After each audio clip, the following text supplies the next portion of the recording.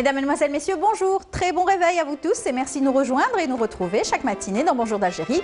Nous serons ensemble jusqu'à 9h30 avec toute l'équipe du Bonjour d'Algérie qui est là pour vous servir, vous rendre en tout cas 1h30 agréable à écouter et surtout voir ce qui se passe, l'actualité culturelle dans notre pays. Nous aurons le plaisir de retrouver Rahim Abdelaziz dans un tout petit moment dans sa rubrique aujourd'hui. Il nous parlera du chêne zen et du chêne liège du côté de la région de Tarf. Il nous fera découvrir donc cette exploitation ici en Algérie et surtout deux forêts qu'il viendra mettre à l'honneur sur notre plateau.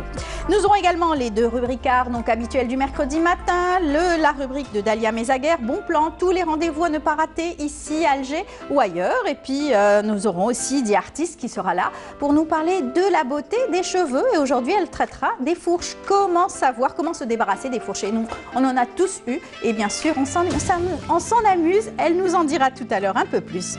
Et puis Amir Nebesh, aujourd'hui dans sa rubrique Culturellement Vôtre, il nous parlera d'un film et surtout que nous approchons du 1er décembre, la journée mondiale de lutte contre le sida. Il nous parlera bien sûr du cinéma et le sida. Voilà, c'est tout le programme qu'on a choisi pour vous. J'espère que vous allez passer un bon moment en notre compagnie. Sans plus tarder, je vous laisse en compagnie de Amel Aribi.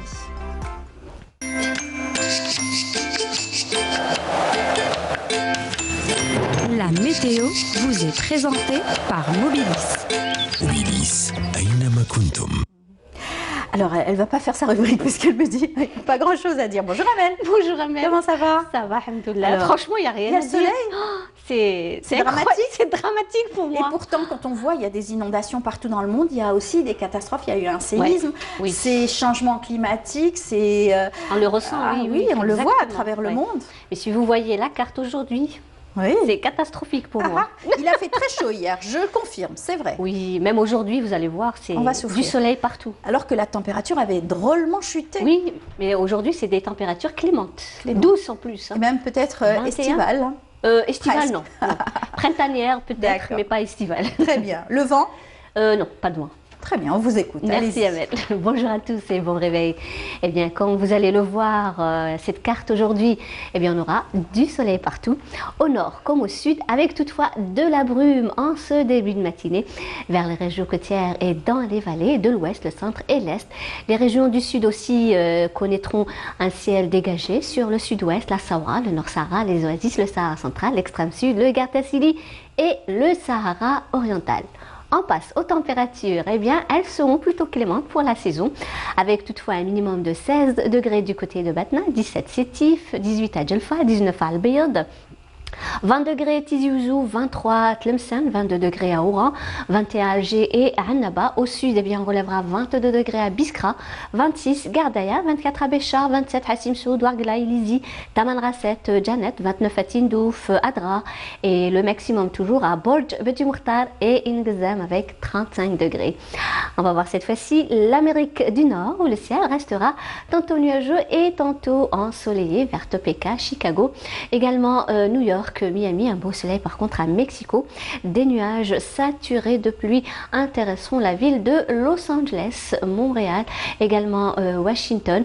Le thermomètre indiquera 4 degrés à Montréal, 14 New York, 8 à Chicago, également Topeka, 13 à Dallas, 15 Los Angeles, 26 à Mexico et enfin 27 degrés du côté de Miami. Voilà, je vous retrouve tout à l'heure, juste après le journal télévisé de midi et d'ici là, très très bonne matinée.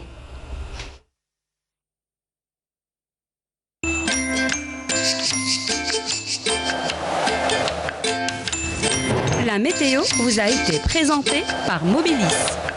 Mobilis, Aynama Kuntum.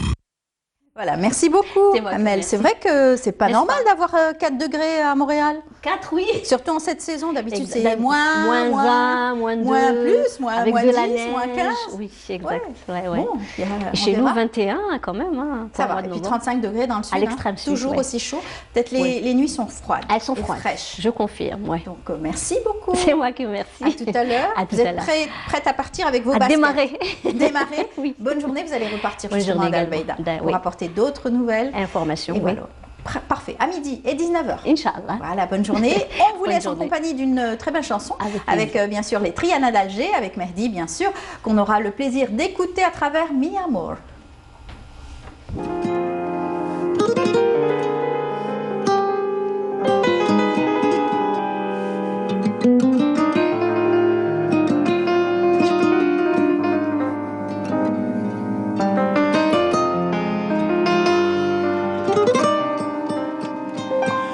Tu m'as écrit, moi j'ai compris كلامك يا بنية وعليك نغني يا غزالي ما تلوميش عليا. Je suis sincère, mon cœur t'appelle يا نور عينيا. خليتي الدمعة تجري على خديا حيرتي بالي يا غزالي حيرتي بالي قلبي مجروح حيرتي بالي يا غزالي حيرتي بالي قلبي مجروح. Mi amor, mírame como te quiero, mírame como te quiero, mírame como te adoro. Mi amor, mírame como te quiero, mírame como te adoro, mírame como te quiero.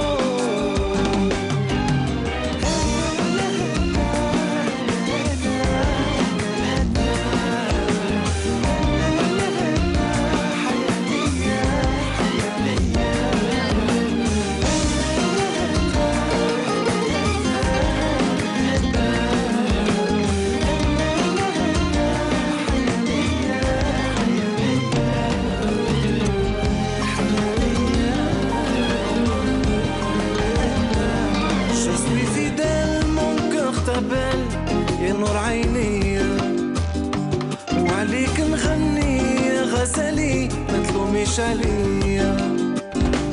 Tu m'as écrit, moi j'ai compris كلامك يا بنية.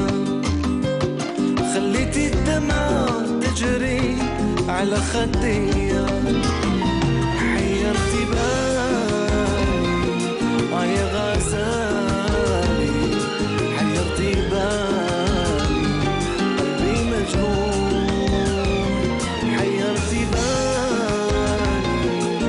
يا غزالي حيرتي بالي قلبي مجنون.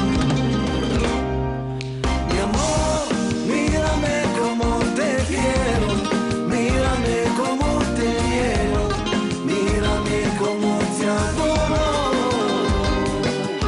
Mi amor, mírame como te quiero, mírame como te adoro, mírame como te quiero.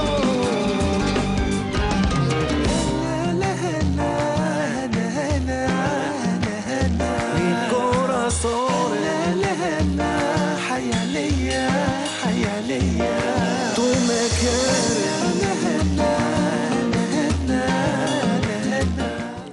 De retour sur le plateau, on va justement converser avec Rahim Abdelaziz pour nous faire découvrir une belle région, deux belles régions ici en Algérie, surtout les forêts, surtout les essences, et cette réserve d'El Ghorra qu'il nous fera découvrir et faire un gros plan. Bonjour Rahim.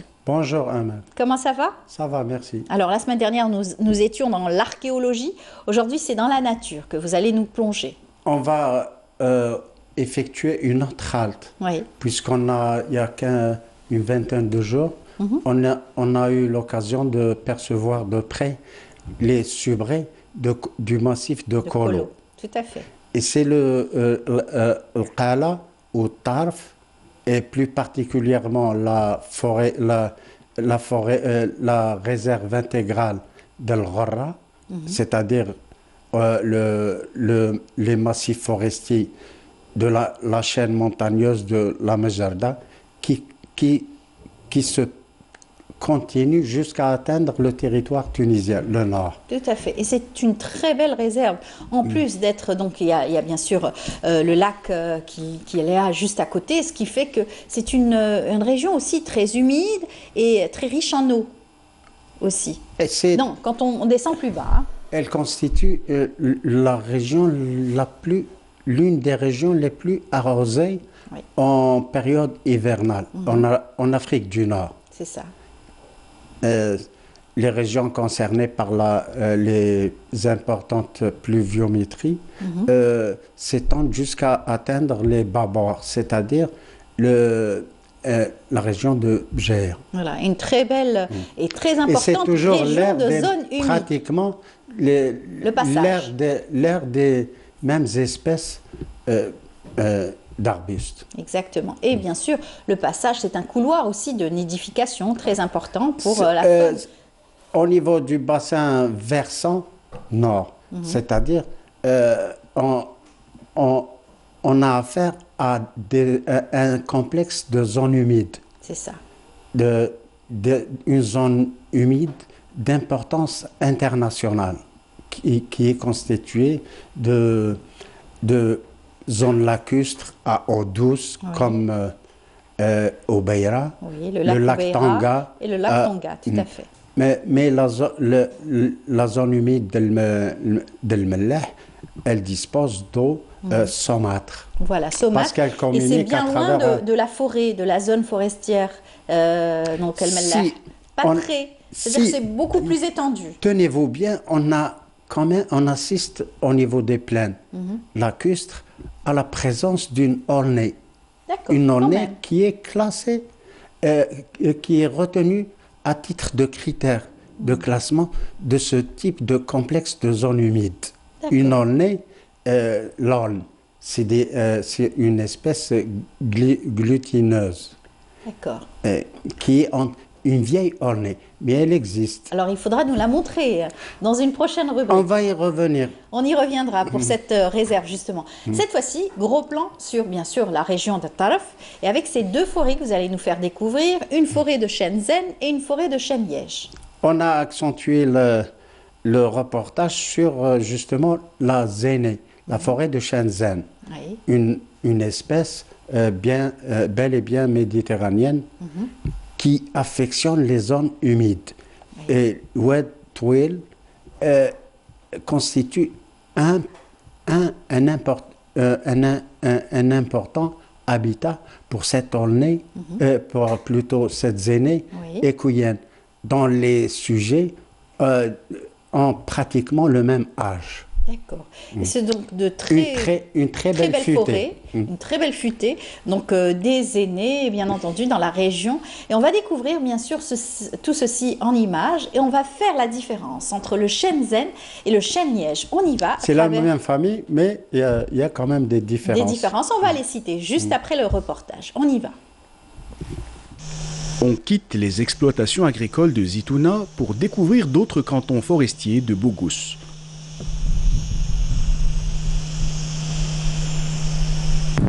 Il s'agit de percevoir de près la richesse que procurent chaque année les suberés de la région d'El Taraf en matière de liège.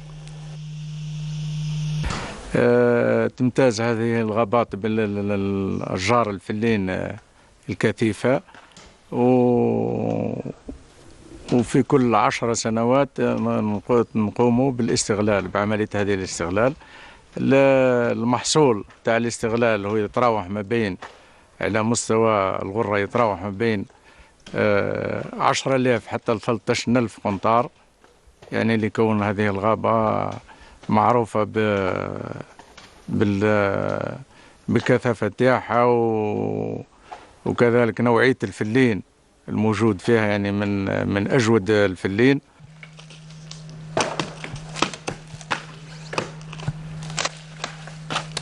Les vieilles futaies de chêne liège de la forêt intégrale d'El Khorra continuent à produire encore d'importantes quantités de liège de bonne qualité.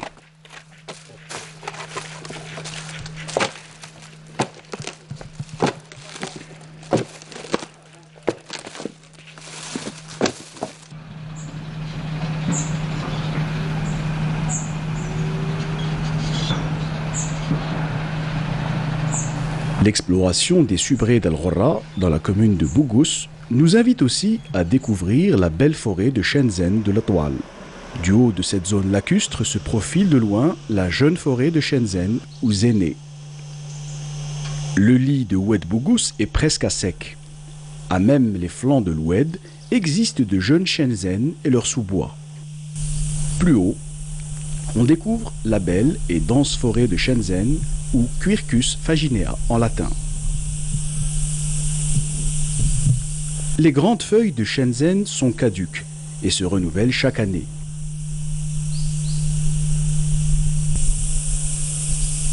Il s'agit d'une forêt écuyenne où tous les sujets ont pratiquement le même âge.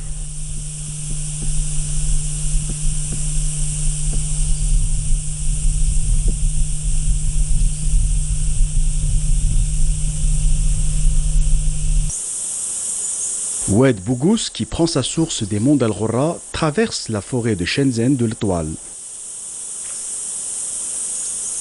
Au niveau de l'Oued, le couvert végétal se densifie. Cet endroit ombragé constitue un biotope où existe une riche et variée faune et avifaune.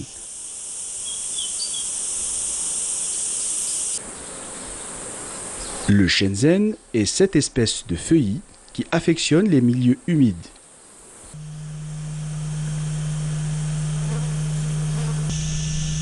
La forêt d'Al-Toal reste jusque-là épargnée par les incendies.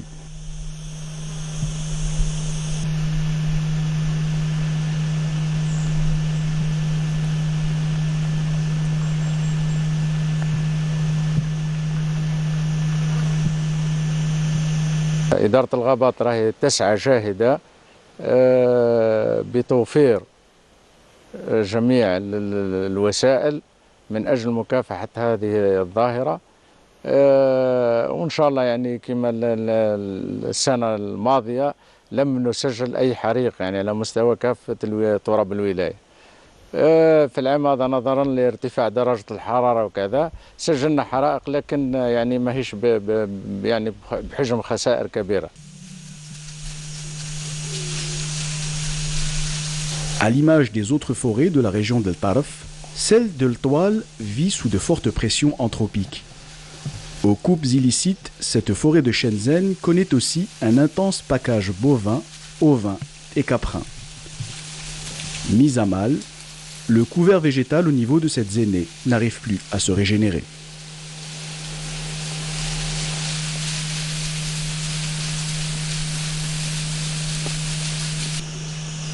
La chèvre cause d'irréversibles dégâts à la flore existante.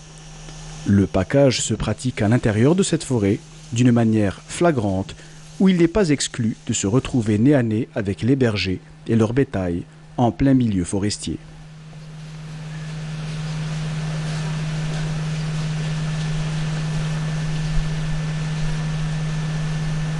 Sauver le patrimoine forestier de la région d'El Tarf des multiples dégradations dont il est victime demeure plus qu'une urgence. Voilà, c'était une très belle région que vous nous avez fait découvrir d'ailleurs avec cette différence entre le Shenzhen et le chêne-liège.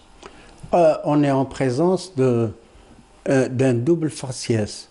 D'une part, on a affaire à des forêts de plaine et des zones lacustres, et d'autre part, au sud, on est en face des monts de la Majorra, le versant nord. Tout à fait. Alors, on est tombé en plein, vous êtes tombé en pleine exploitation justement du chêne liège. C'était donc la récolte. C'était pendant la récolte. Du liège. Voilà. On arrive à en fait vider la forêt pratiquement de chêne liège de cette protection de liège. Oui, de liège. Protection naturelle donc de l'arbre. On n'a pas peur que ça fragilise l'arbre justement? Au contraire, c'est un bienfait pour l'arbre. Il y a une régénération. Seulement, il faut retenir que le démasclage ne peut s'effectuer que 10 ans. Que chaque dizaine d'années. D'accord. 10 à 12 années. Mais il y a quand même une surveillance et un entretien de l'arbre puisqu'il est pratiquement mis à nu, l'arbre, et donc il peut y avoir des ravageurs. Il dispose, mine de rien, de ses propres facultés, de résister justement. Seulement, l'opération de démasclage nécessite un personnel qualifié. Bien sûr. Pour ne pas blesser surtout l'arbre, afin qu'il puisse se régénérer. Voilà, c'est bien sûr, c'est un être vivant et donc, bien entendu, chaque petite blessure pourrait aussi être dangereuse, foyer aussi de ravageurs ou d'épidémies. Ça peut aussi causer bien d'autres choses. Ça s'est arrivé dans de nombreuses futaies où les pressions anthropiques ont mené justement à de tels ravages. Voilà. Alors on a pu voir ces forêts tellement calmes et tellement vides, pas justement âmes qui vivent, mais finalement il y a ce package qui pourrait fragiliser cet écosystème. La région d'Al Gharra est, mine de rien, une région montagneuse qui est habitée par, il y a des hameaux, ça et là, et qui ont tendance justement à être vulnérabilisés à cause de la propension à l'augmentation de cette même population. Et donc ça peut fragiliser justement, parce que ce sont des donc pressions anthropiques non négligeables en matière de fragilisation de tout ce type d'écosystème montagnard. On a pu voir des chèvres, des moutons, et vous disiez même des vaches aussi, qui pourraient donc passer par ces chemins de forêt, et cette essence, ces essences. Abîmer la régénération, donc qui pourrait aussi brouter les jeunes pousses. Et ça va en tout cas dommage. Et freiner la régénération de l'espèce. Oui. Et donc il y a une surveillance, qu'est-ce qui est fait dans ce sens? Il y a une surveillance qui n'est pas vraiment stricte. Dans la mesure où les forestiers ne disposent pas de moyens, surtout les véhicules tout-terrain. Oui. Vous le dites souvent à chaque passage chez nous, vous insistez sur cela, c'est que ces gens-là sont là à travailler, à surveiller, mais ils ont besoin de moyens, beaucoup plus de moyens. Surtout. Ailleurs, on assiste à la présence de ministères des forêts, comme en Scandinavie. Mais là, c'est une direction générale. En Scandinavie, il y a une économie du bois, donc c'est vraiment très reconnu. Une économie doublée d'une industrie. Exactement. Comme c'est au niveau mondial. Canada. On n'en est pas encore là, mais on avait l'occasion de sauvegarder notre patrimoine, du moins ce qu'il en reste, parce qu'il a souffert d'incendies répétés. Il y a certains futés qui n'auront plus l'occasion de se régénérer, malgré que nos subrés ont cette faculté de se régénérer spontanément. Voilà. Sans l'intervention de l'homme. Ce n'est pas le cas, puisque les incendies ont tendance à être répétés, et d'où la mort certaine de certaines espèces. Et donc, grâce aux forestiers, au travail bien sûr de la Direction générale des forêts, qui sont un petit peu partout, sur tout le territoire national, qui sont là à veiller à la surveillance bien sûr, et aussi à la régénération donc, par l'homme de certaines espèces. Les subrés constituent la subrée en tant que telle constitue une variété d'arbres des plus complexes en matière d'assistanat par le biais de l'homme. C'est-à-dire, c'est une espèce endémique à la Méditerranée dont la croissance est des plus lentes.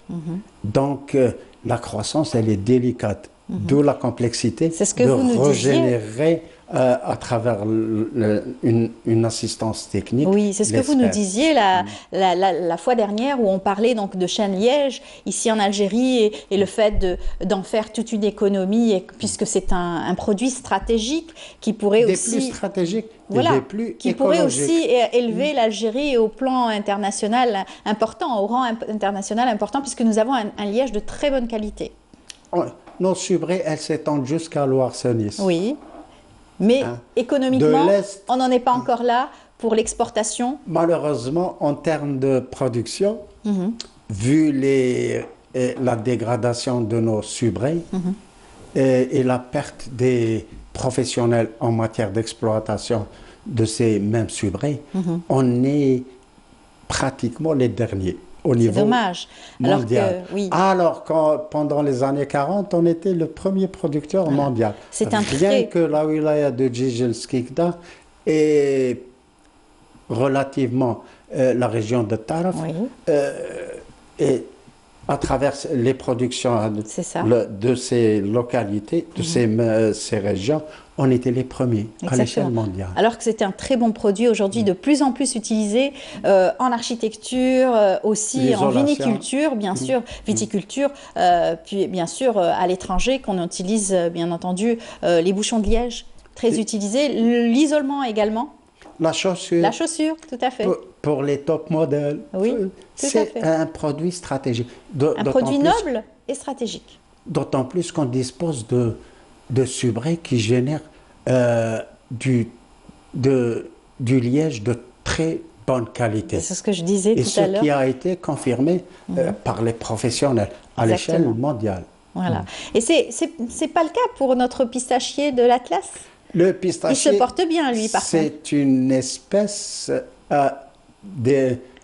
issue des zones semi-arides jusqu'à arides. Oui. Malheureusement, cette espèce, elle est négligée. Mais il y a une exploitation en ce moment qui, normalement...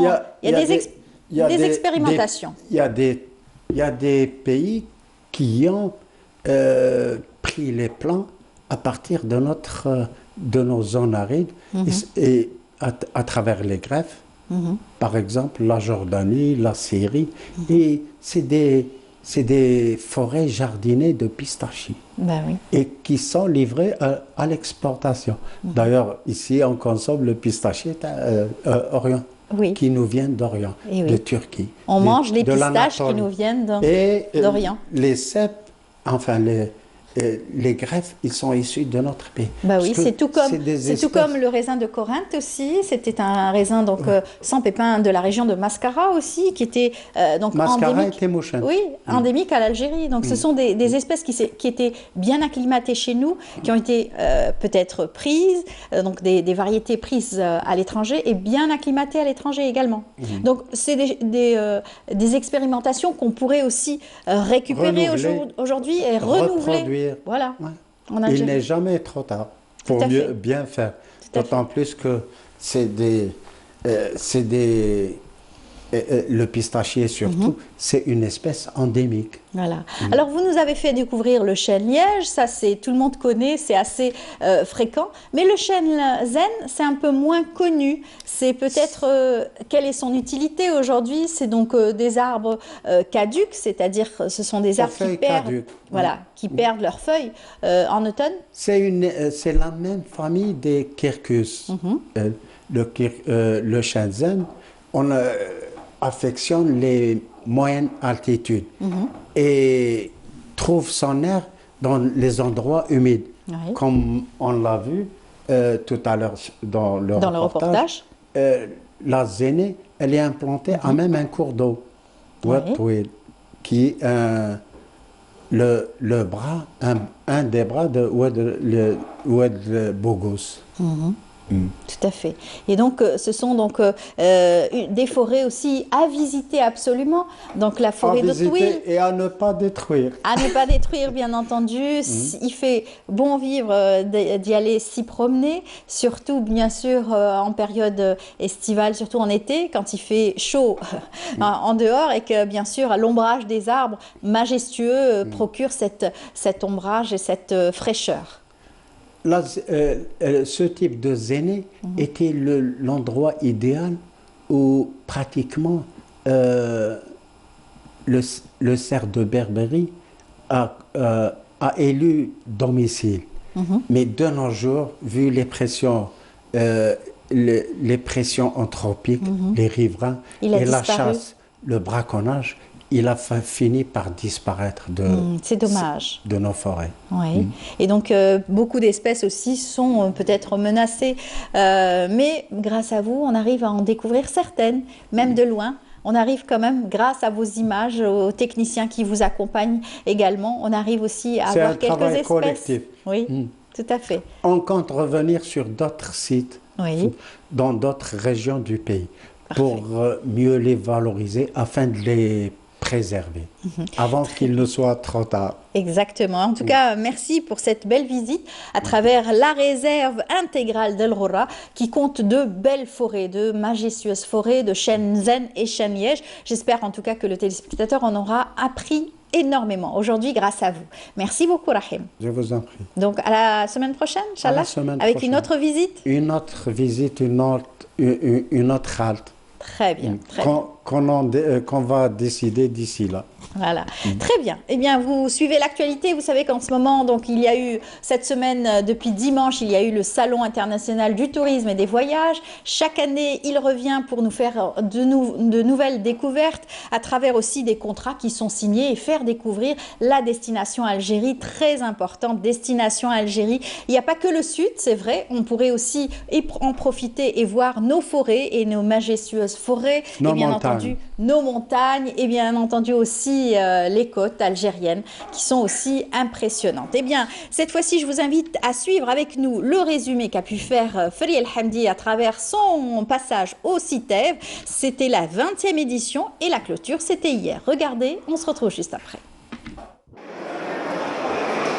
L'Algérie, émerveillez vos sens est le slogan de la 20e édition du Salon international du tourisme et des voyages qui a ouvert ses portes ce dimanche au Palais de la Culture Moufdi Zakaria, avec la participation de 100 exposants algériens et 5 pays étrangers.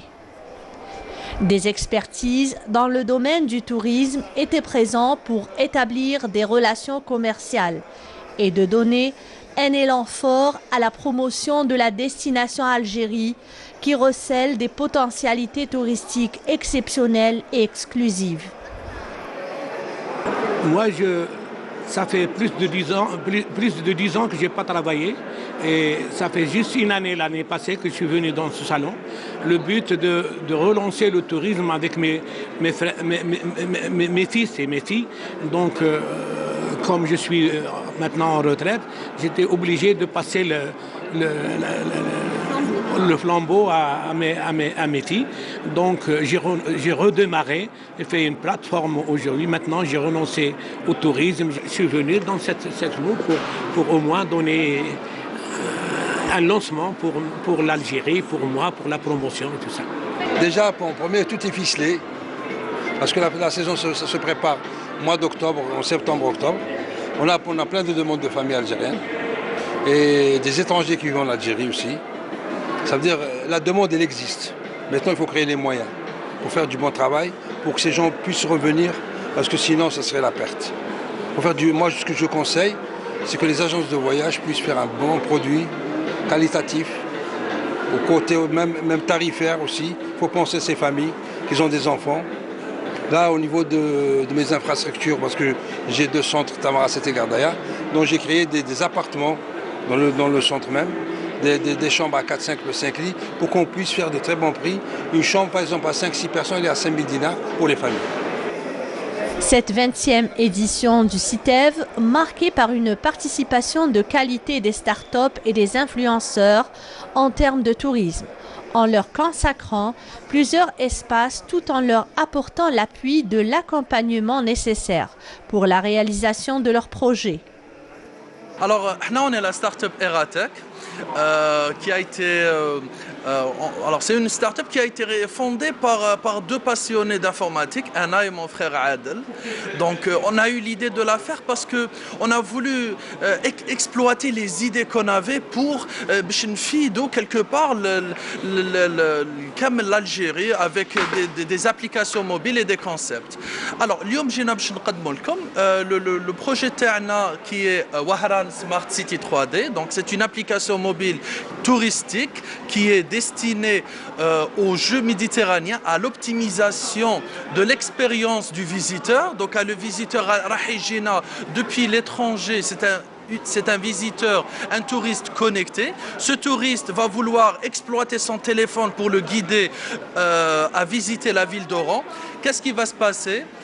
Ce touriste va utiliser l'application Wahran Smart City 3D et grâce à la technologie de réalité augmentée, il va faire une visite optimisée et il va avoir, comme vous pouvez le constater, des suggestions sur les passages.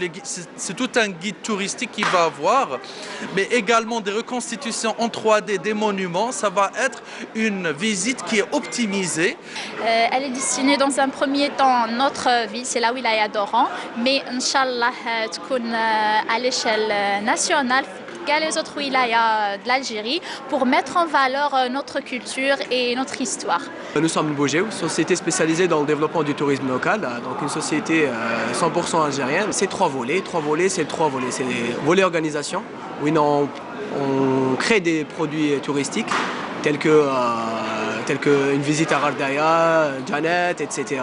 Un peu partout dans les wilayas. On essaie d'être présent sur 30 wilayas. Nous avons des prestataires sur 30 wilayas, un peu partout en Algérie. 30 wilayas, il nous manque à peu près combien 18 wilayas pour finir l'Algérie complète. Et ces prestataires-là nous proposent des produits qu'on vend soit à des agences de voyage, soit à nos clients directs. Voilà, et nous avons un deuxième volet qui est l'audit.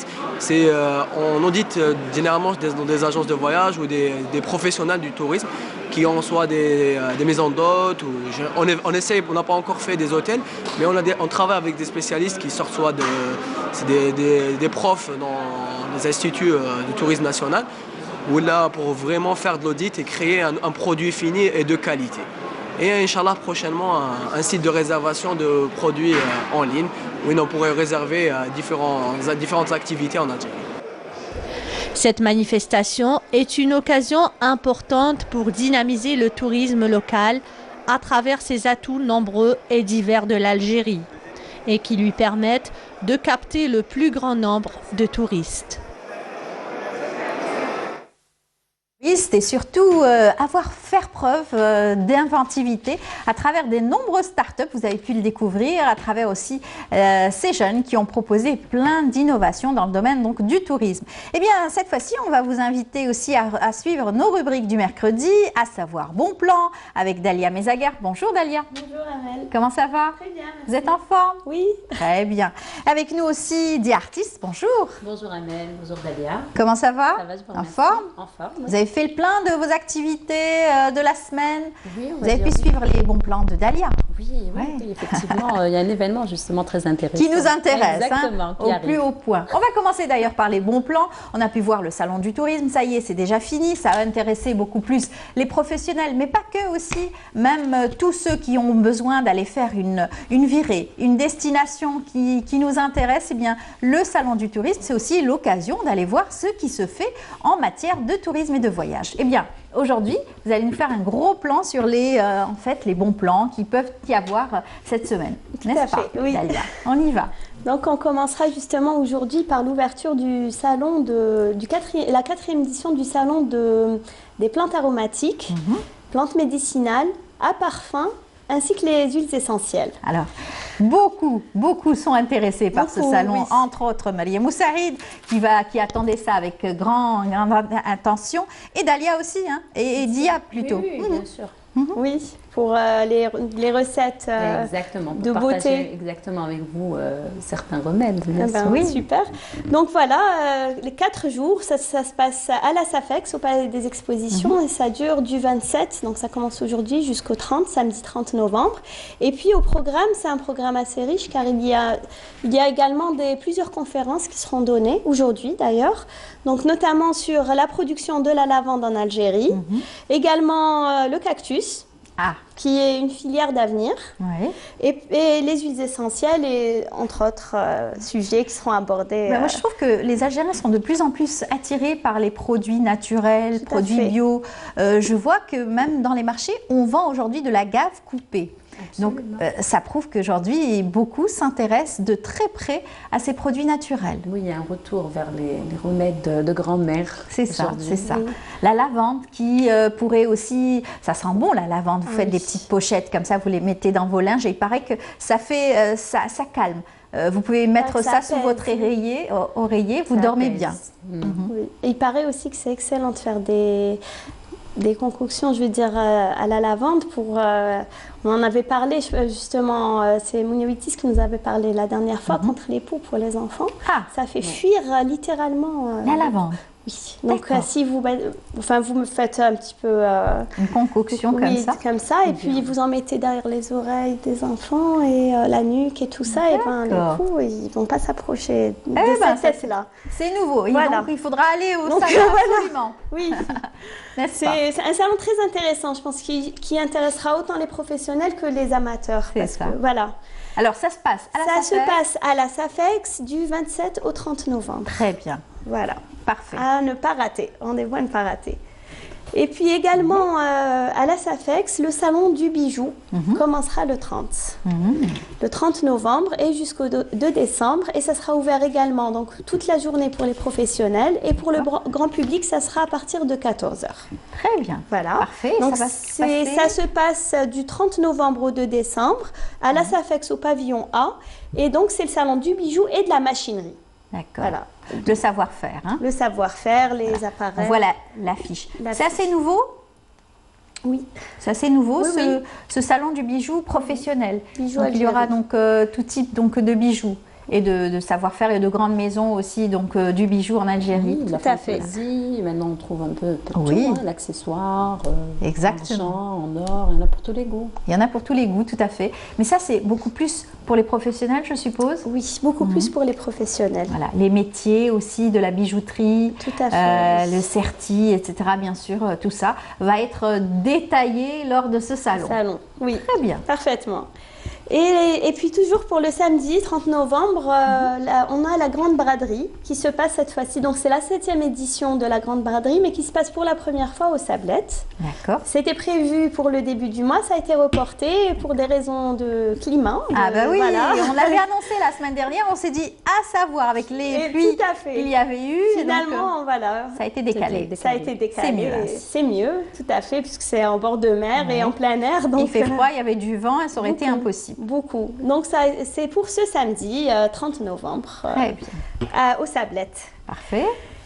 Et toujours pour aujourd'hui, aujourd'hui on a le vernissage de l'exposition H de Grégory Dargent. C'est un photographe qui fait dans la photographie argentique. Et puis ce qui est original, l'originalité de ces photos, c'est qu'elles ont été prises dans le triangle de feu algérien. Donc la zone la plus chaude d'Algérie entre Ain Salah, Adrar, Tanassib. C'est ça. C'est ça la chiche. Là où noir et blanc.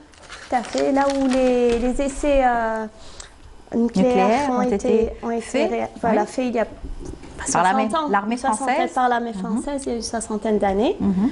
Donc c'est des clichés qui ont été pris dans cette zone-là. D'accord. C'est à voir.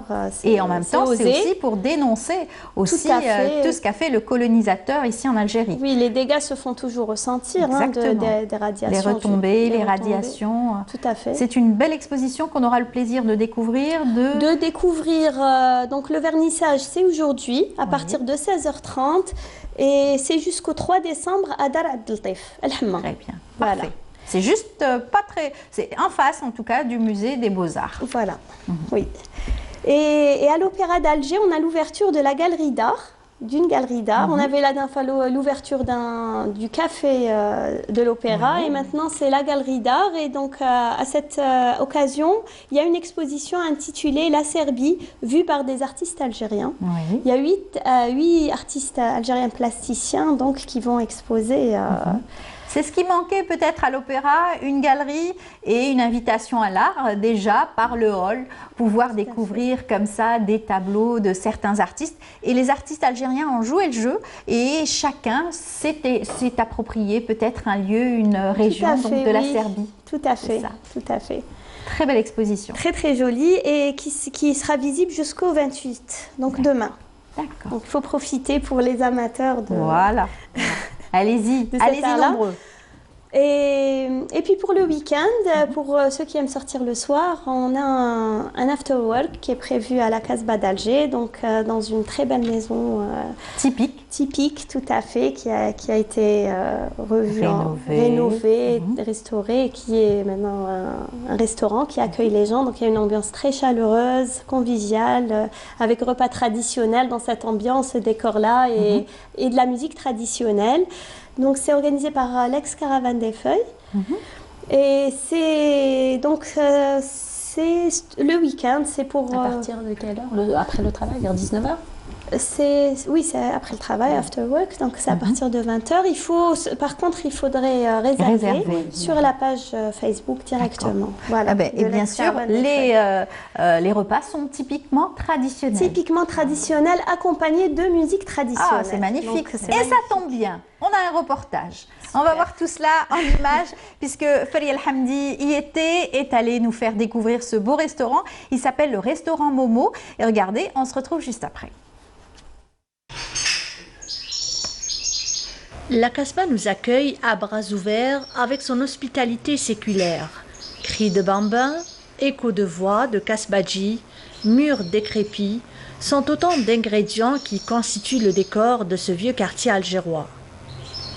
C'est avec beaucoup de joie et de bonheur que nous a accueillis Mohamed Sidi Khlef dit Momo dans sa douira transformée en un restaurant traditionnel, Mezrna al-Mahrousa, situé à la rue des Abderrahmane. Comme j'aime bien le patrimoine, ce qui est ancien, identique de la Casbah, donc un jour, j'ai pensé de transférer cette vieille maison qui est dans le cadre de l'UNESCO de patrimoine et de le préserver, notre patrimoine, de la faire transférer, pourquoi pas, à une maison, en même temps sur une table d'hôte. Donc à 90%, donc la cause c'était je suis bien situé, parce que notre maison donc, se retrouve en face du musée national Amar Ali, nommé Ali Lapointe. Donc on voit cette rue qui est redevenue très fréquentée.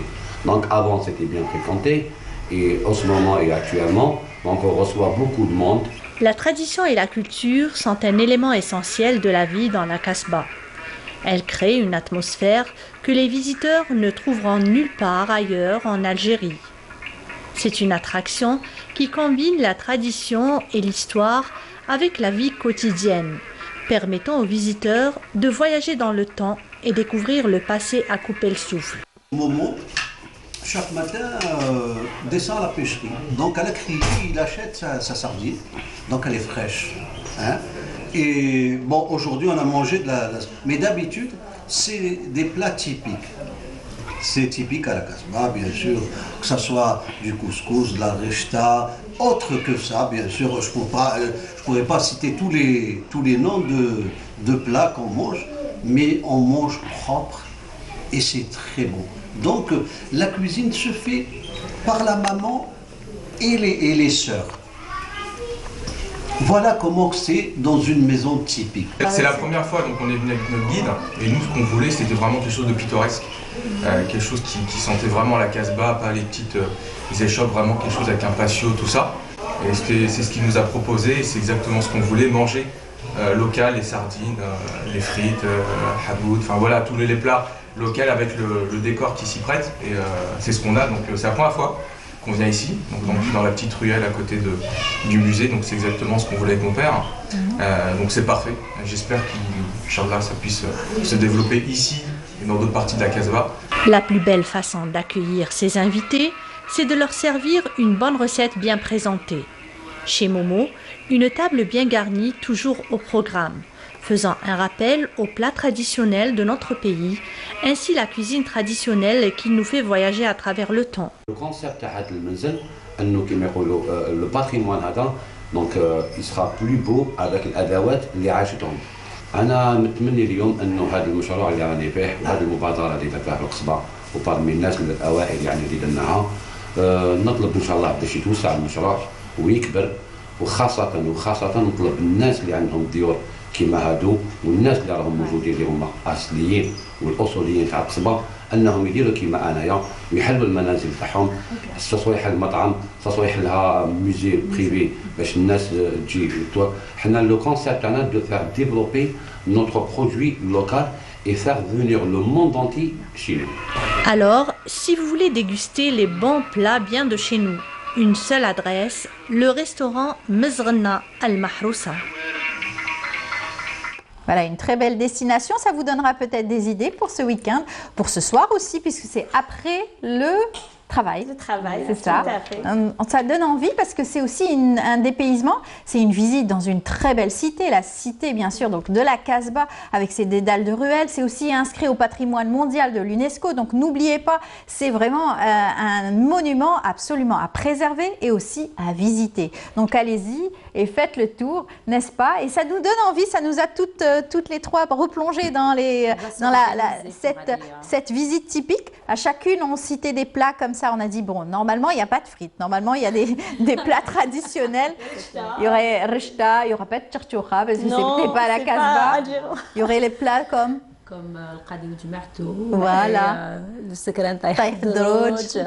Mchimush, un petit peu, des plats comme ça typiques de la Casbah, et ça donnerait envie en tout cas de voir un petit peu cette ambiance et de revivre cette ambiance. Il y avait même de la sardine, donc là aussi c'était aussi typique parce que ça donne envie aux pêcheurs aussi de nous ramener de très bons poissons, donc pas très loin, n'est-ce pas? Tout à fait. Voilà, on va continuer avec vous, n'est-ce pas? Oui, on va continuer avec une projection débat qui est prévue ce samedi 30 novembre à propos du film de la bataille d'Alger. Oui, on reste dans la Casbah encore. On reste toujours dans la Casbah avec la bataille d'Alger. Donc l'entrée, c'est en entrée libre et ça se passe à la cinémathèque d'Alger, donc pour le 30 novembre, et la projection débutera à 13h. D'accord. Voilà. Pour ceux qui n'auraient pas encore vu ce film, alors pour cette jeune génération peut-être qui n'a pas encore vu, c'est l'occasion d'aller le voir en grand écran, c'est magnifique, grand écran, avec une version je suppose aussi revue et avec une qualité de son incroyable, impeccable. Tout à fait, et justement l'occasion aussi pour ceux qui n'ont pas vu, pour ces jeunes, d'en débattre, parce qu'ils vont voir le film et puis ils auront l'occasion d'en débattre par la suite pour poser des questions, pour comprendre. Du réalisateur Gilles Panté-Corveau, avec bien sûr Yassou Saadi qui avait aussi le regard sur ce film. Oui, tout à fait. Donc voilà, c'est samedi 30 novembre à partir de 13h. La projection débutera à 13h. Et puis toujours dans le cinéma, pour les cinéphiles, un long métrage français en noir et blanc sera diffusé donc à STIF. La haine, qui est un film culte qui est sorti en 95, donc après 24 ans, toujours d'actualité. Toujours, La haine sera à l'affiche au théâtre municipal de STIF, et ce sera à partir de 17h en entrée libre et gratuit. Donc voilà, c'est un film qui parle justement d'une cité, de conflits, d'une société qui sombre et dans la violence et les difficultés. Tout à fait, les d'une cité. Ça se passe en France. Oui, voilà. Ça se passe en France. Et bien entendu, donc c'est des faits qui ont été vécus et racontés. Donc le film est entrée libre, vous disiez. Entrée libre, tout à fait, au théâtre municipal de STIF, et c'est à partir de 17h. Très bien. Voilà, je vais préciser la date. Voilà, le 28. Parfait. Voilà, le 28 novembre. Merci. Et puis on enchaîne avec une rencontre autour de Fatma Ait Mansour Amrouche, une grande dame donc dans le cadre des rencontres vivants de culture de l'auteur Mariam Gemesh, qui a écrit justement un livre, une biographie à propos de justement Un jour tu comprendras, retraçant l'histoire tumultueuse de cette grande dame. Donc je ne sais pas si vous connaissez un petit peu son histoire. Elle décède je commence d'abord par sa vie. Je dis elle décède à l'âge de 84 ans. Oui, très belle voix, magnifique. Qui est partie au-delà des frontières algériennes et qui a aussi représenté l'Algérie avec sa voix et son interprétation et sa philosophie surtout. Tout à fait, tout à fait. Elle a une vie pas très facile, mais ce qui n'a pas justement empêché ça l'a poussée de continuer. Et cet amour qu'elle avait pour son village natal de Kabylie, pour leur tradition.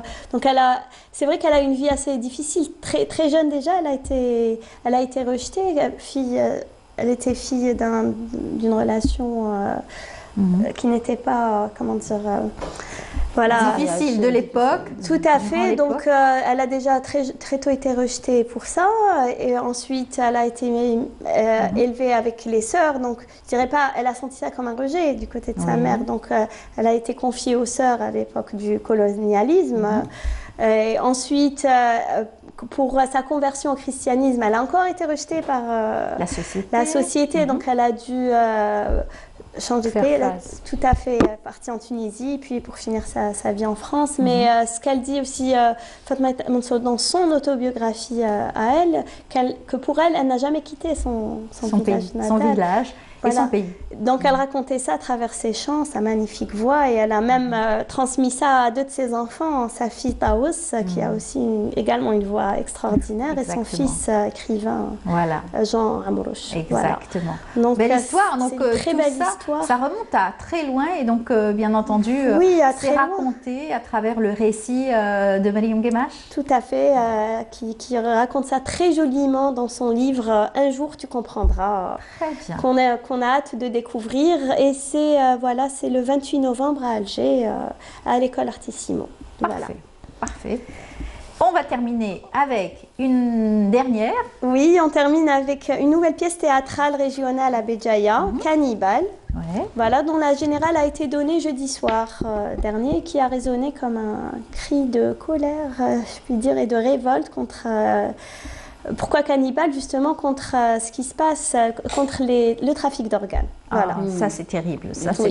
Voilà. C'est un sujet vraiment sérieux, très sérieux. Très sérieux. Et en tout cas pour dénoncer ce qu'il se fait partout, partout dans le monde, oui, dans encore le une monde fois. Oui, ça malheureusement, c'est un phénomène qui a pris une dimension internationale, et c'est dramatique. C'est dramatique, justement. Cette pièce nous est, par son metteur en scène, le grand dramaturge Omar Fatmouch, qui a été justement révolté par... Il a vu plus de 400 dossiers, donc il s'est inspiré de faits réels en Algérie, mais aussi... ailleurs, oui. Donc ce ne sont pas que... Très bien. Donc on va aller voir la pièce théâtrale. Ça sera donc à Béjaïa. Ça sera à Béjaïa. Donc la pièce théâtrale à Béjaïa, et ça a déjà commencé. Donc voilà, je n'ai pas la date parce que ça a commencé. La générale a déjà été donnée jeudi soir. Et peut-être que ça sera une pièce théâtrale itinérante. Donc elle viendra peut-être à Alger et jouer un petit peu aussi dans plusieurs théâtres régionaux en Algérie. Merci beaucoup. Dalia. Donc on a fait le tour grâce à vous aux visites à ne pas rater, et surtout les rendez-vous à ne pas rater. On continuera bien sûr grâce à vous aussi samedi, c'est cela? Dimanche matin. Très bien. On aura l'occasion de suivre d'autres rendez-vous et d'autres sorties. On va passer à la beauté cette fois-ci avec The Artist, n'est-ce pas? Aujourd'hui, vous avez décidé de nous parler des fourches. Oui, ce problème qui agace un petit peu tout le monde, et surtout les femmes. Surtout les femmes, aux cheveux longs. Aux cheveux longs, tout à fait. Parce que je ne sais pas si on en a quand on a les cheveux bien courts, quand on coupe. Vous savez que les fourches touchent aussi bien les femmes que les hommes également. D'accord. Mais après, c'est vrai que quand on a les cheveux beaucoup plus longs, on est un peu plus exposé. Même quand on a les cheveux courts, on est exposé aussi, parce qu'il y a plusieurs causes, il y a plusieurs agressions. Et on va en parler aujourd'hui. C'est vrai qu'on rêve toutes d'avoir une chevelure saine, voilà, longue, brillante, etc. Et ce que moi je retrouve un petit peu au salon, c'est que quand j'ai des clientes qui viennent, elles ne veulent pas vraiment... On a une chevelure qui est quand même sensibilisée, mais ne veulent pas sacrifier cette longueur-là, pensant que, voilà, que le cheveu continue de pousser. Et le problème qui se pose, c'est que, voilà, on a l'impression que le cheveu stagne. Pourquoi stagne-t-il? Elle me dit non, mais mon cheveu ne pousse plus. Si, le cheveu continue toujours de pousser, de toutes les façons, puisque le bulbe il est vivant, la matière extérieure elle est morte. Mais le fait d'avoir ces fourches-là qui s'effritent et qui se cassent, bien sûr qu'on a cette impression de cheveux qui stagnent et qui ne poussent pas. On a tous eu tendance, quand on avait les cheveux longs, à faire ça. Et tirer une fourche, c'est ça? D'accord. Oui, tout à fait. Alors, la tendance que tu avais... Du coup, on avait tout, c'était une fourche à deux, c'était quoi? Oui, à deux. À deux, exactement. C'est la plus courante. Justement, c'est une des anomalies donc du cheveu. Il s'agit d'une lésion qui se passe au niveau des longueurs et des extrémités. Et on en distingue plusieurs, mais aujourd'hui, je vais parler quand même des deux qui sont les plus, qu'on retrouve le plus souvent. Les plus fréquentes. Exactement. On va parler donc de la trichoptylose. On appelle ça également la trichoptylose. Donc Donc il s'agit ici... ça c'est un là, cheveu grossi. Voilà, au on a l'impression qu'il a éclaté. Voilà, au microscope carrément. capillaire. Et là, on peut voir également donc, les pointes. Donc c'est une scission de la tige en deux parties, donc qui donne un peu l'aspect de cette fourche-là qu'on utilise voilà, dans d'autres métiers. Et donc on a un cheveu qui est doublé, qui est desséché. Ça, c'est pour... Alors, la deuxième aggravation, c'est la trichoclasie, qui est beaucoup plus grave que la trichoptilose. Et au fait, on a cet aspect de cheveux un petit peu emballé. Voilà, donc on a le cheveu qui est complètement fondu, qui est effilé, et ça va un petit peu dans tous les sens. Donc ça c'est les différentes fourches qu'on peut avoir. Après on a une fourche en forme d'arbre, en nœud, on peut avoir un bébé fourche, on peut avoir vraiment une multitude de... Et ça on le voit pas, sauf si bien sûr avec, comme là sur l'image, soit avec la loupe ou alors bien sûr avec un... À l'œil nu on peut quand même distinguer certaines fourches bien sûr. Sur une chevelure qui est lisse, on a toujours généralement des cheveux qui partent un petit peu dans tous les sens. Et comme je l'explique souvent, c'est des fourches qui vont remonter de toutes les façons. Je prends toujours l'exemple au fait du pare-brise, d'une fissuration sur un pare-brise pour expliquer à mes clientes. Si on n'interrompt pas au fait la fissuration au niveau du pare-brise, elle continue de se propager. Donc c'est pour ça qu'il y a des remèdes, il faut aussi prendre... Couper, voilà. On va venir à la fameuse coupe. Quel niveau couper? Exactement, en fait, ça dépend du degré.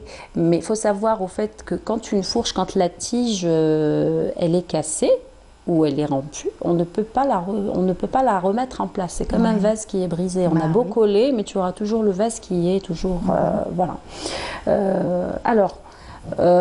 Les fourches, normalement, elles se produisent quand la cuticule, elle est détériorée. La cuticule, c'est quoi? La cuticule, son rôle, au fait, c'est une gaine extérieure qui est composée de kératine, qui est là pour conserver, au fait, la tige et conserver également l'hydratation. Là, c'est quand on veut avoir une chevelure soyeuse et longue. Ça demande beaucoup, beaucoup d'entretien. D'accord. Tu vas me dire quelles sont les causes? D'après vous, c'est vrai. Quelles sont les causes? Chaleur, déjà, du sèche-cheveux. Oui, exactement. On a un lavage fréquent du cheveu. Exactement, avec des shampoings et de produits de coiffure agressifs, généralement de grande surface. Il y a des agents qui sont un peu plus agressifs que les shampoings. L'exposition au soleil. L'exposition exactement au soleil, la mer, le chlore, exactement. Le brossage. La coloration. Voilà, de mauvaises prestations techniques, que ce soit donc la coloration, la décoloration, un déséquilibre, une alimentation déséquilibrée également, et un facteur qu'on nommait, un facteur interne, donc soit on souffre d'une thyroïde ou une carence aussi en fer. D'accord. Également, ça a un impact sur la texture de la chevelure. C'est direct. Oui, bien sûr, c'est lié.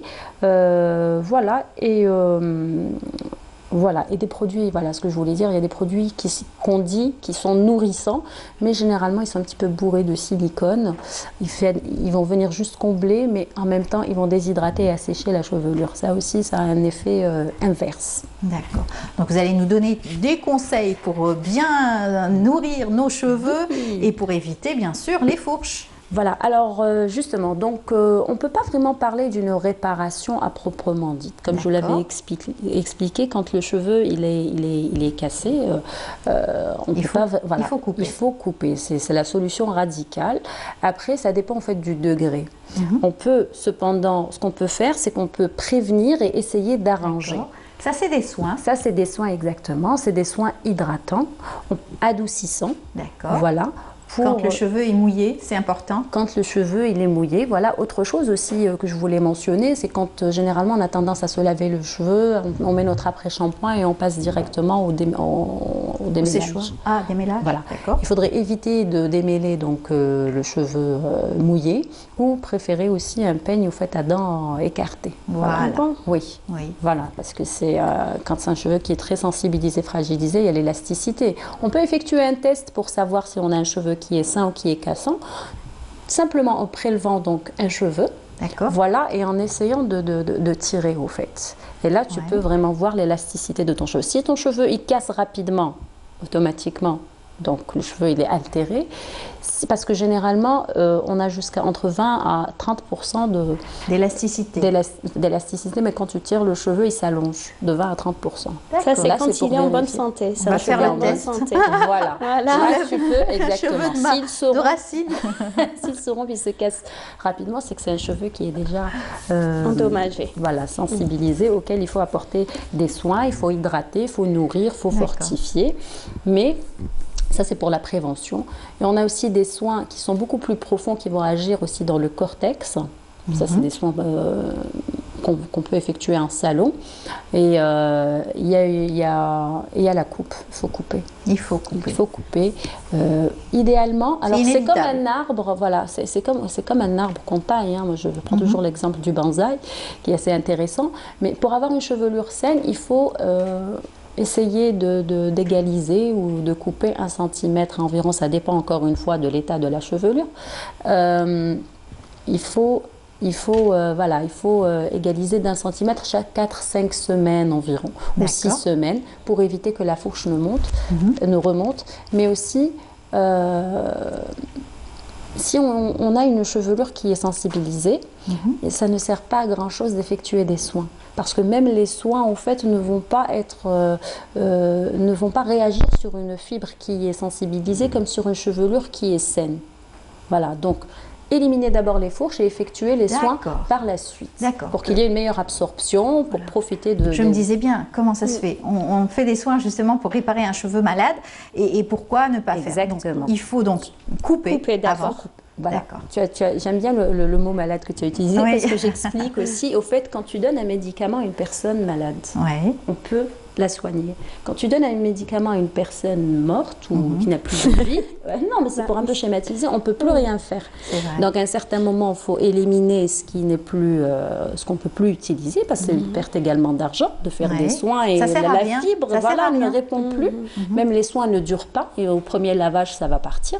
Donc éliminer ce qui est déjà fragilisé, et par la suite effectuer les soins pour prévenir et essayer d'arranger les en tout cas, en général, la coupe, c'est radical. Hein. Dès qu'on coupe, on n'a plus de fourche. C'est vraiment efficace. Et même par rapport à la texture du cheveu, par rapport à... On dit souvent, il faut se couper les cheveux combien de fois par an pour avoir un bon cheveu et qu'il soit plus revitalisé?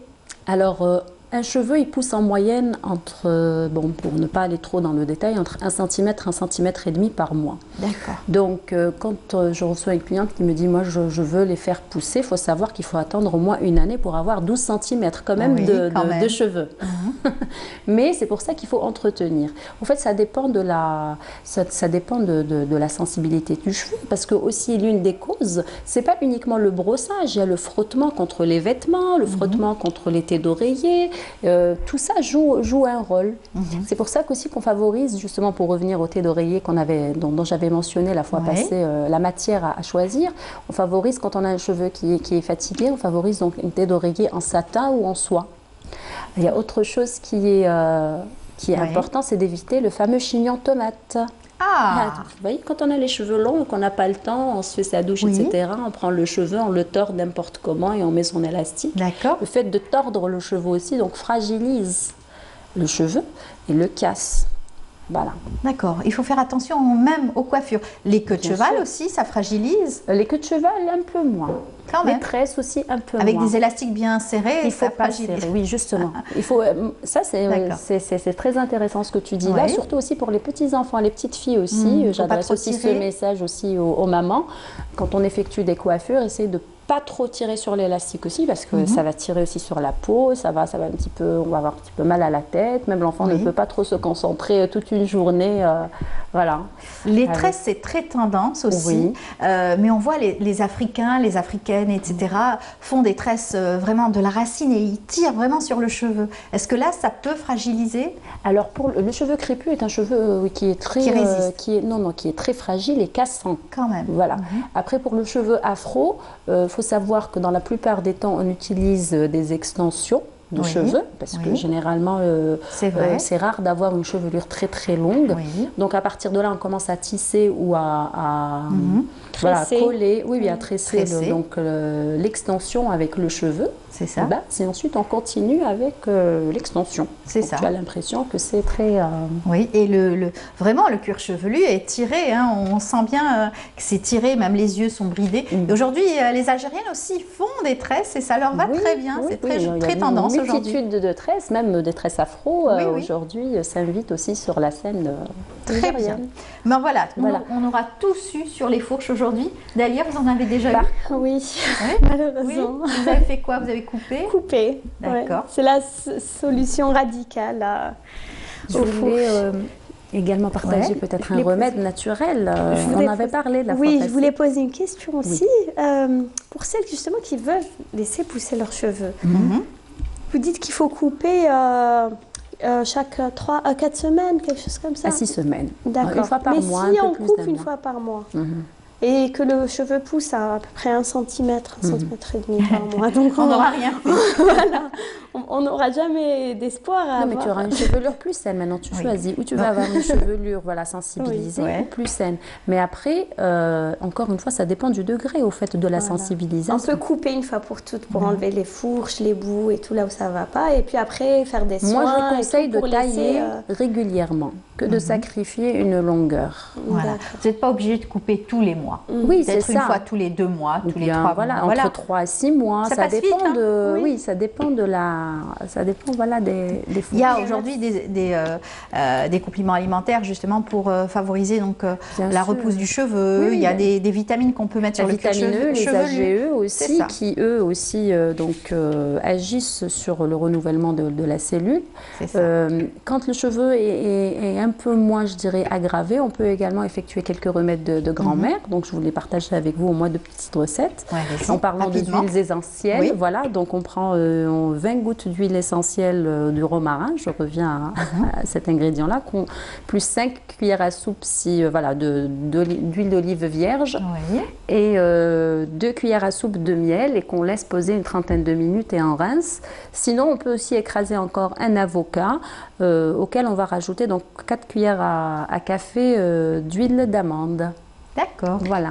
C'est une belle recette tout à fait naturelle. Eh bien, il faudra l'essayer. J'avais testé, j'ai testé la semaine dernière un de ces masques et je peux dire que c'était bon. Oui, j'ai tout de suite senti le résultat. Super. C'est une bonne téléspectatrice alors. Hein? Oui. Bravo Dalia et merci. On aura peut-être la prochaine fois à parler donc des shampoings qui favorisent la repousse rapide. Est-ce que c'est vrai? Est-ce que c'est faux? Peut-être qu'on aura l'occasion d'en débattre avec vous, des artistes. Merci. Avec plaisir. Merci Yamel. Bonne journée et puis on se retrouvera bien sûr samedi pour vous. Voilà. Exactement. Eh bien, on continue notre émission. Je vous invite tout de suite à suivre ce reportage. C'est le guide touristique de la Casbah, c'est Faria El Hamdi qui nous fait le reportage. 10h30 du matin. Comme chaque samedi, Yessine vous amène à visiter la Casbah d'Alger. Classée patrimoine mondial de l'humanité par l'UNESCO, la Casbah d'Alger est un endroit unique et magique. Yessine, natif, habitant et amoureux de la Casbah, vous propose une agréable visite guidée. Il a choisi pour nous un circuit très riche en histoire, en patrimoine, mais aussi en forte émotion. Mon histoire avec la Casbah, je suis né dans ce quartier. J'ai grandi dans ce quartier, c'est-à-dire j'ai fait même l'école coranique, donc la première mosquée, on peut dire, enfin, selon les historiens, d'autres ils considèrent que c'est la première, comme d'autres la deuxième mosquée. La mosquée de Sidi Ramadan, c'est des mosquées qui datent de l'époque des Almoravides, donc Jama Sidi Ramadan, c'est là où j'ai commencé, c'est-à-dire à découvrir mon quartier. Donc j'ai commencé à apprendre le Coran, et puis l'école primaire Msid Fatah, et je me rappelle une anecdote, donc il y avait le passage de Rouéchid, qui nous a rendu visite, c'est-à-dire il est venu pour voir sa classe. Donc comme par hasard j'étais dans la même classe. Et c'est-à-dire j'ai fait tout mon cursus, sauf le cursus universitaire, donc qui était à l'extérieur de la Casbah. Yessine, ce jeune guide connaît chaque coin et recoin de la citadelle. Il accompagne chaque semaine ses hôtes dans une Jawla Asimiya. J'ai commencé à faire des visites guidées. Ça fait il y a quelques années de ça, donc j'ai commencé à faire des visites guidées. Je propose, au début c'était des propositions de ma part à mes amis quand ils reçoivent des amis ou de leur famille qui venaient de l'étranger et tout. C'est moi qui leur proposais, c'est-à-dire de visiter la Casbah. Et du coup, j'ai commencé à organiser des visites guidées aux gens via les réseaux sociaux. بعض المؤرخين يقول كانوا بيبان صغار يعني بيبان صغار يعني الطبيعه تدخل الحوض الا ما تسكنش هنا تطلع منه بحياه الشباب الا ما ننساش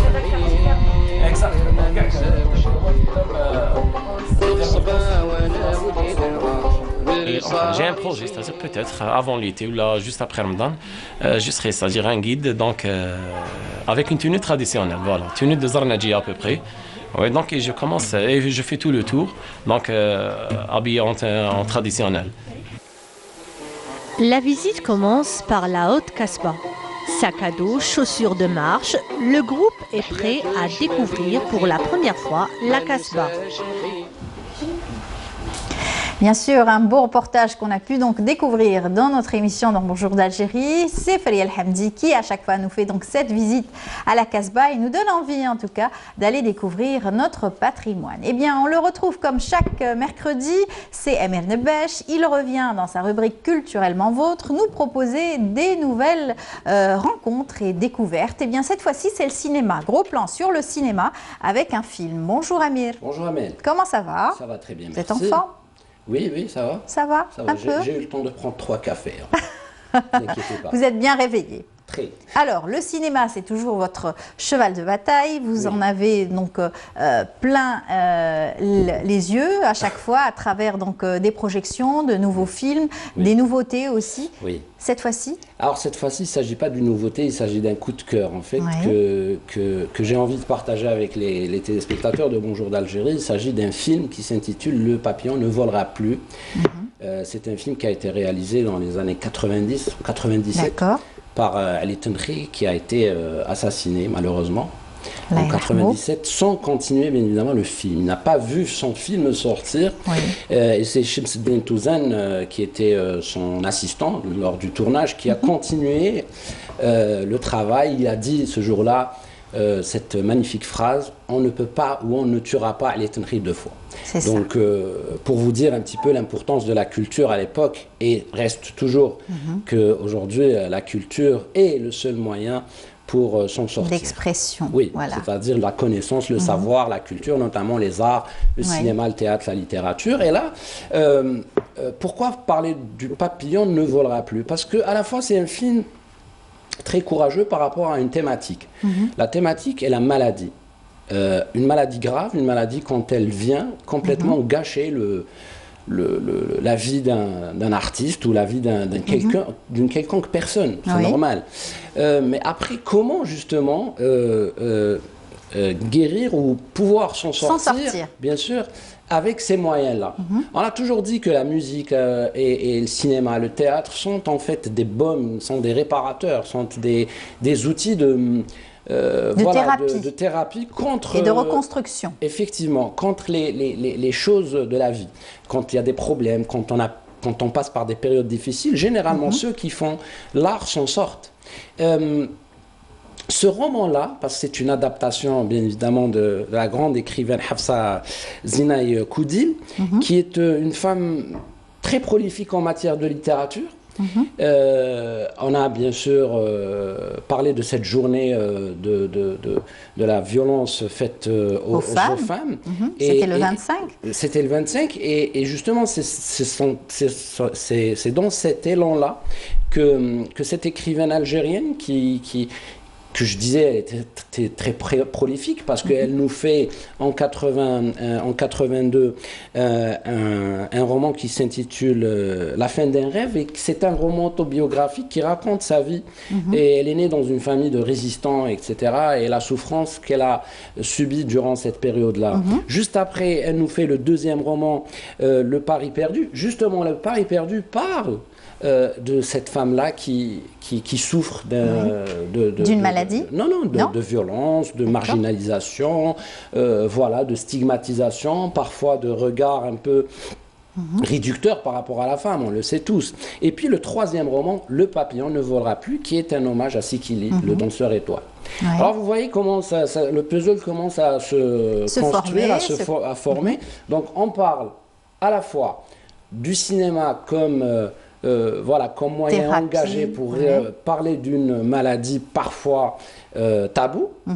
Parce que même le cancer était tabou à un On n'en moment parle donné. pas beaucoup. Le sida, dans quelques jours, on va célébrer Oui, le 1er décembre. Le 1er décembre. On va parler donc de la journée mondiale de lutte contre Et le c'est sida. un clin d'œil aussi pour dire que ces personnes qui souffrent dans le silence, qui ne parlent pas de leur maladie forcément, qui ne peuvent pas parfois parler de leur maladie parce que soit c'est contraint, ils auront des contraintes au niveau de la vie professionnelle, parce que quand vous êtes un danseur et que vous dites à votre chorégraphe que je souffre et que je ne peux pas monter sur scène, ils commencent à douter en vous. Oui, c'est handicapant et ils vont tout de suite essayer de trouver une autre personne pour pouvoir donc réaliser. Donc il y a ça. Et après, bien sûr, il y a une histoire d'amour, il y a une histoire d'amitié, il y a une histoire de solidarité autour. Ce sont les danseurs de l'époque qui ont bien sûr entouré ce danseur. Alors, vous nous avez ramené un extrait donc, du film, deux extraits donc, du film. On va voir extrait, tout de suite on va réagir par rapport à ça. On y va. Ça tient. زعما واش شتي شو واخا فوالا واش تقولي راني بيان هكدايا صافا راكي بيان صحابه شويه اسمعي انت تجي هكدايا معايا شوفي ولا حبيتي نجي معاك ما تدخليش واحد كما الحال واش بك ما تسمعيش من الصباح وانا نعيط سمحي لي ماما والله ما سمعتك واش هاد الحطايه لالا نسيتي غير قلت لك البارح سبيكتاكل علاش يا بنتي ولا راسك خشين هكذايا وما تسمعيش لكلامي علاه يما وعلاش هكذا العيش خلينا نروح نحي شويه على خاطري نحي على خاطرك نحي على خاطرك باش تطيح ورديح راح تشوفي هذاك الكلون وي باسكو كلون ماشي شطاح انت يا سكتيه راكي موجده روحك وترحو رجليك وراكي رايحه معاها وعجبك الحال انت كي حابه تضحكي عليا الناس ما خليتي لي وجه نقابل بيه بنتي تحب الشطاح هذه قالت لهم نرقدوا خلاص وزايده خرجت ترحي لي في الليالي واش نقول له انا البابا كي يدخل وما يلقاكش واش نقول له يما قول له بلي انا حاد خالتي وخلاص سيل تو بلي دير الفيزا نتاعك ما تخرجيش هكذايا البرد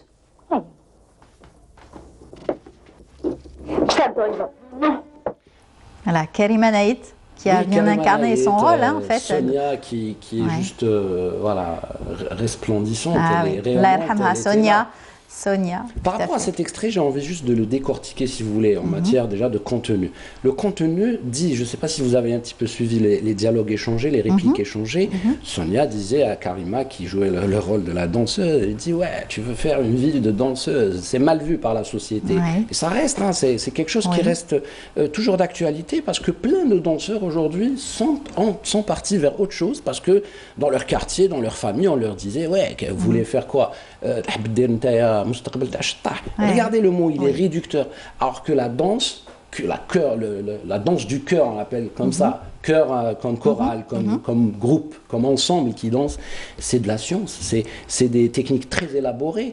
L'INADC à l'époque, elle avait formé une équipe. D'ailleurs, je voulais rendre hommage ce matin à tous les comédiens qui ont fait leur première formation à l'INADC, tels que Atman Ben Daoud, Hicham Sbah, Saïd Amran, Sekina Mekiou. Plein de comédiens qui sont passés par l'INADC de Burj El Kifan, qui aujourd'hui portent un autre nom, hein, c'est pas l'INADC. Oui, obligatoirement, l'ISMAS je crois, obligatoirement formation académique, et après, le talent, formation académique, acquérir la technique, et puis faire des spectacles. Pourquoi j'en parle aujourd'hui? Parce que j'ai peut-être un petit pincement au cœur en disant que selon Slimane Habs, qui est l'un des plus grands chorégraphes en Algérie, qui a plus de 30 ans de carrière, me disait dans l'émission sur scène qui va passer justement vendredi prochain à 21h, qui parlera justement de la chorégraphie de la musique avec Amin Kouider, Slimane Habs et Khabat Karaou, bien sûr, Hakim Dakar qui sera là. De la disparition de cette discipline en fait. On ne forme plus. C'est dommage. Et pourtant, il y a de véritables talents aujourd'hui qui s'exportent malheureusement. Ce sont de magnifiques jeunes. C'est dommage. Karima Naït en est l'exemple. Hein. Karima Naït a réussi sa carrière à l'étranger et est devenue aussi une chanteuse parce qu'elle a épousé les deux carrières, aussi bien donc de la chorégraphie de la danse que le chant. Oui. Qui était dans cette aventure? C'est ça. Alors, il y avait l'Akhdar Hamina Malik, je crois, qui avait le jeune qui s'est fils de l'Akhdar Hamina. qui s'est occupé de la lumière. Smaïl l'Akhdar Hamina, pas Malika, je salue Malik par le passage. Smaïl qui s'est occupé de la lumière. Donc on disait que Shamsuddin Touzan était plutôt le premier assistant de Tenri lors du film. Et puis pour la partie ENTV, j'allais dire, parce que le film s'est confectionné, hein, et je l'affectionne le film parce que la dernière fois j'ai fait voilà, un lapsus. Il y avait Kimrim Brok qui est au montage aujourd'hui, qui a été dans l'aventure pour monter ce film. Le film, pourquoi? Parce qu'il existe sur YouTube, donc j'invite tous les téléspectateurs à pouvoir le télécharger, le voir, le consulter. Il est en 4 ou 5 parties. Magnifique histoire. Et puis si vous arrivez à dénicher sur Canal Algérie, je pense vers le 1er décembre, je pense que la programmation de Canal ne manquera pas de le programmer. Et puis si vous arrivez à dénicher bien sûr les romans de Madame Hafsa Zinaï Koudil, pardon, eh ben, ils sont disponibles, je pense. Très bien. On va voir un deuxième extrait? Avec plaisir. Oui. On y va, puisque vous nous avez ramené 2 extraits. On y va pour ce deuxième extrait.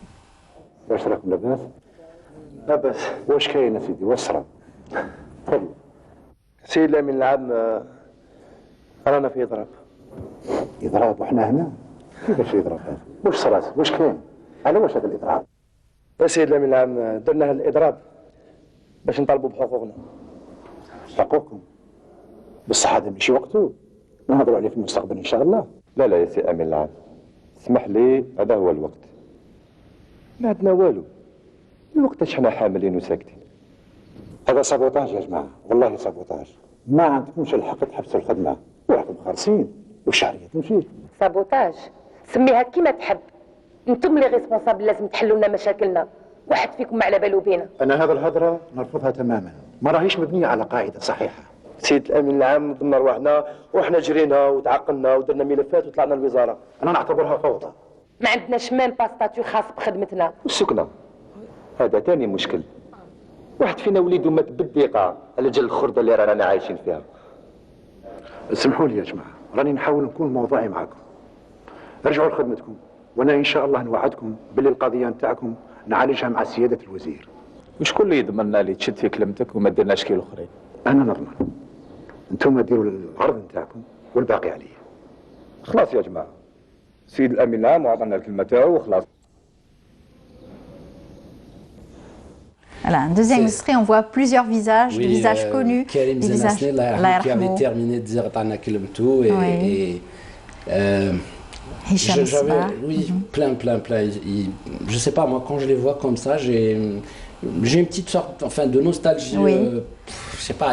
Du cinéma. D'une certaine dynamique qui se faisait à l'EMPA. Et puis voilà, j'espère que ça reviendra avec des films comme ça. Inch'Allah. Et là, vraiment, ça traitait donc de la jeunesse et de la préoccupation de la jeunesse. Et autour, donc, bien sûr, de ce thème, la danse et la chorégraphie. Oui, effectivement. Dahman Ouzit avait fait Saha. Oui. C'est un excellent film qui est en fait une comédie musicale. C'était pour l'année de l'Algérie en France, il me semble. Oui, c'est quelque chose, c'est un projet qui a tenu la route. Oui. Après, je pense pour moi, hein, je veux dire, dans les longs métrages, je pense que l'unique film, c'est de Fizez Lahn al-Amal avec Jalté, avec justement des danseuses du ballet de Sidi Bel Abbès, si vous vous rappelez, qui ont intégré le film et qui ont donné de magnifiques tableaux de danse et de chorégraphie. Je pense que... Et puis, il y a le papillon ne volera plus. Vous voyez que par rapport à l'originalité du thème, ou de la thématique, il n'y en a pas beaucoup. Il n'y a pas beaucoup de films qui parlent de ça. Alors, je pense que ces danseurs-là, qui sont aujourd'hui, ils existent, ils ont été formés, ils sont dans le ballet, il y en a qui tournent encore. D'ailleurs, il y a le spectacle de Hamida et Telhadj qui s'intitule Raj'ina Raj'in. C'est une petite adaptation de Chouhada Yaoudoun had l'Ousbou. Il y a aussi le festival de danse contemporaine qui, grâce à cela, on arrive à découvrir des compagnies de danse de tout le territoire national et ils sont exceptionnels aussi. On a eu l'occasion de les recevoir, ils sont formidables et ça donne envie d'aller les voir. L'important, c'est quoi, Amel? En fait, si on parle de ça aujourd'hui au Bonjour d'Algérie, c'est pour dire que nous disposons d'un patrimoine culturel très important. Les danses font partie de ce patrimoine culturel.